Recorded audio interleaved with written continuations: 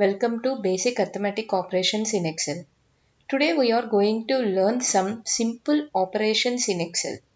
In this video, we will cover how to add, subtract, multiply and division numbers. Let's get started.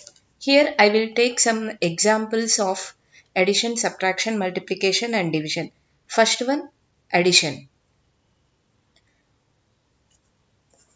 Here we will take, you have to add these both numbers equals to B1 plus C1. Then enter. Like that only we will take subtraction, that is equals to, that like only we will take subtraction B2 minus C2. Enter.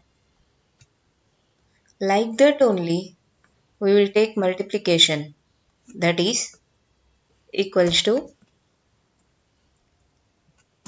B3 into C3.